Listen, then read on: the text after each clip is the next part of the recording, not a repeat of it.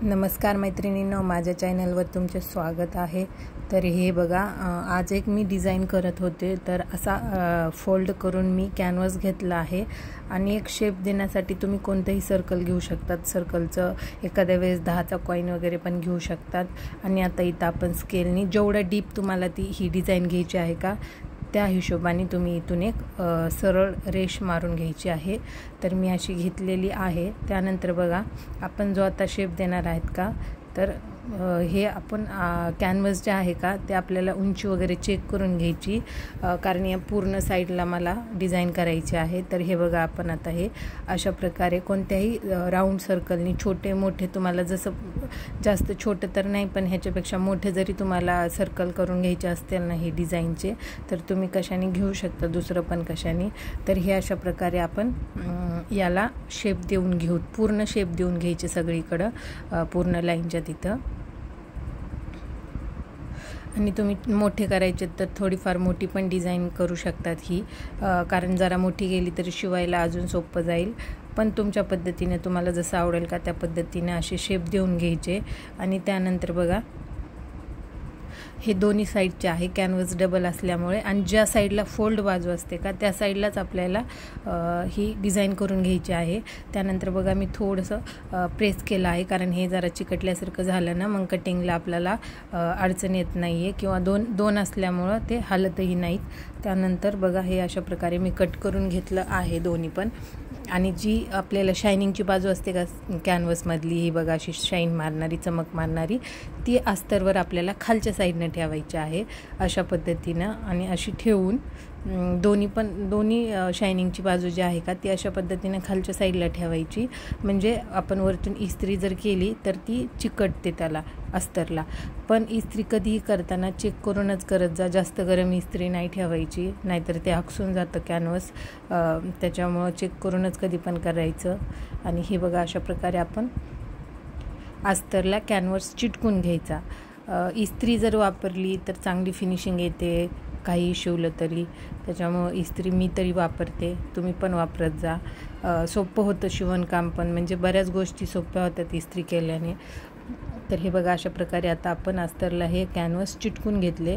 त्यानंतर बघा, आता मी मेन जो कापड आहे का साडीचा, तर ते आता मी खालच्या साईडला, अस्तरच्या खालच्या साईडला सरळ बाजूने ठेवलं आहे। त्यावर हे कॅनव्हासचं अशा पद्धतीने ठेवून घ्यायचं आणि चेक करायचं, सरळ ठेवून घ्यायचं। त्यानंतर बघा, मी पहिलं एक सर्कल जो आहे का तो सरळ शिवून घेतला, आणि त्यानंतर बघा असं शेप देते, जसं कटिंग केली का त्या पद्धतीने शेप द्यायचा, आणि शिलाई थोडी बारीक करायची।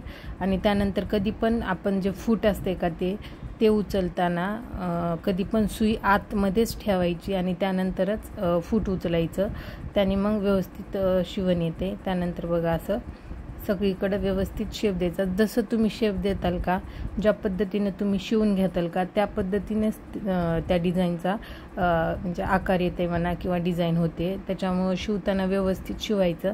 आणि दुसरी गोष्ट म्हणजे खालचं जे मेन कापड आहे का, म्हणजे साडीचा आपला मेन ब्लाऊजचं कापड आहे का, ते पण व्यवस्थित सरळच ठेवायचं, नाहीतर ते शिवत ते वाकडं होऊन जाते। तर त्याच्यामुळं त्याच्याकडं पण लक्ष द्यायचं। आणि कधी पण सुई उचलायची नाही, म्हणजे मध्ये घालूनच सुई मध्ये ठेवूनच उचलायचं फूट, आणि नंतरच शिवून घ्यायचं। तर अशा पद्धतीने आपण हे आता पूर्ण शिवून घेऊता। जसं की मी तुम्हाला काही गोष्टी सांगते, तशा पद्धतीनं जर तुम्ही केलं तर एकदम बरोबर आणि छान डिझाईन तयार होते। की जरा शिलाई पण बारीक करायची, जे आपण नॉर्मल ब्लाऊज शिवतात ना त्याच्यापेक्षा थोडीशी शिलाई बारीक करून शिवून घ्यायचं ही डिझाईन। तर हे बघा, अशा प्रकारे आता इथून खाली ना मी सरळच शिवून घेते।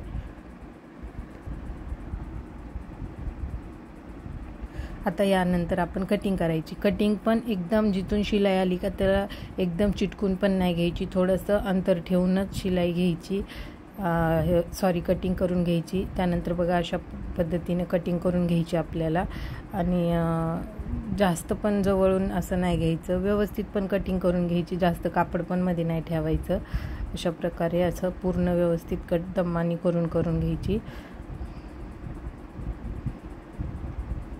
असं पूर्ण मी कट करून घेईल। आणि त्यानंतर बघा आपण जे ही डिझाईन असते का ह्याच्यामध्ये कट पण मारावं लागतात, पण ते पण व्यवस्थित कट मारून घ्या. शिलाईच्या जवळ नको होईल तेवढं, नाहीतर ते दोरे बाहेर निघतात आणि ते पूर्ण फिनिशिंग खराब होऊन जाते. तर असे कट मारून घ्यायचे आणि हळूहळू, जास्त प्रेस नाही करायचं, पण हळूच असे डिझाईन बाहेर काढून घ्यायची. कॅनव्हास असल्यामुळं व्यवस्थित डिझाईन बाहेर येते. जास्त असं आपण ज्या बोटांनी ढकलत आहोत का त्यांनी असं जास्त पण नाही हे करायचं, नाहीतर मग ते तसंच शिलाई निघते. त्याच्यामुळं थोडंसं हळूनी करायचं आणि दमानी करायचं की डिझाईन पण खराब नाही झाली पाहिजे. त्यानंतर बघा मी इथं पण हे व्यवस्थित सगळे शेप काढून घेतल्याच्या नंतर असं व्यवस्थित, आपल्याला कॅनव्हास असल्यामुळे एवढं काही हे होत नाही. तर त्यानंतर बघा याला पण मी इस्त्री करून घेते. कोणी कोणी तुम्ही ह्याच्यावरून टिप पण घेऊ शकता, पण मी शक्यतो इस्त्रीच करून घेते व्यवस्थित. आणि इस्त्री अजूनही सांगते की इस्त्री व्यवस्थित चेक करूनच घ्यायची, कारण साडीचा कपडा हे नाजूक असते, तर जळण्याची शक्यता असते. आपल्या घरात इस्त्र्या काही एवढ्या व्यवस्थित नसतात, त्याच्यामुळं एकदम व्यवस्थित इस्त्री करून घ्यायची. आणि ह्याच पद्धतीने तुम्ही जर करून बघितली तर तुम्हालाही जमल. अगदी सोप्या पद्धतीने आहे.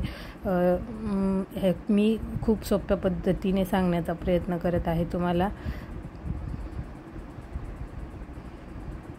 तर हे बघा मी आता हे दोन्ही साईडचं असं तयार करून घेतलेलं आहे. दोन्ही पण असं व्यवस्थित इस्त्री करून हे एक्स्ट्राचं जे कापड आहे ते कट करायचं राहिलं आहे. आणि त्यानंतर बघा तुम्ही मध्ये कशीही डिझाईन करू शकतात. मधल्या साईडला जे आपल्याला गॅप दिलेला आहे का तिथं कोणत्याही प्रकारची डिझाईन करून तुम्ही लावू शकतात. तर अशा प्रकारे डिझाईन तयार झालेली आहे. तुम्हाला जर आवडली असेल तर माझ्या चॅनलला नक्की लाईक करा, शेअर करा आणि सबस्क्राईब करा. हे बघा अशा पद्धतीने तुम्ही कशीही डिझाईन करू शकतात आतमध्ये. थँक्यू.